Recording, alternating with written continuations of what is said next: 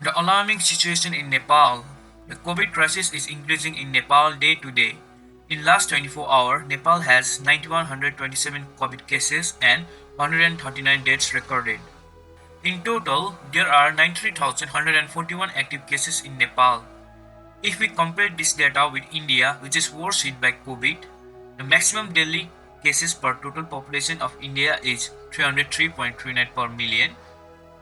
The last 24 hours daily cases per total population of Nepal is 319.01 per million. This clearly shows that the daily cases is massively big in terms of population. So how alarming is this for Nepal? If you see data, the total cases reported in last 24 hours is 9,127 and the RT-PCR test conducted was 17,623, which measures about 50% of the total tests were reported positive. The WHO recommendation for inadequate tests is below 5%. That means the tests conducted are massively insufficient.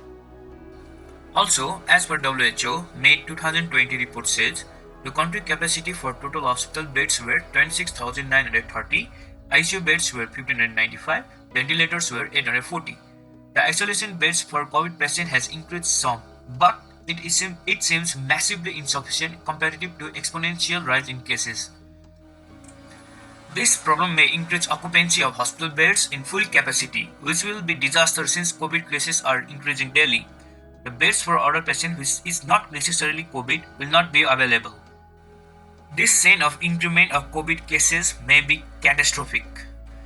The healthcare system is not easily accessible for many people in Nepal. Most of the available healthcare facilities are centralized to big cities. The patients from rural areas are very vulnerable for this problem. As per WHO, there are only 7 doctors for 10,000 people in Nepal.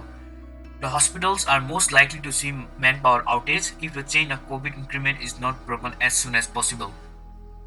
The country has already seen the outage of oxygen facility and outage of hospital beds recently. So the government has to take drastic measures to prevent it or to stop it. Otherwise, situation may be catastrophic.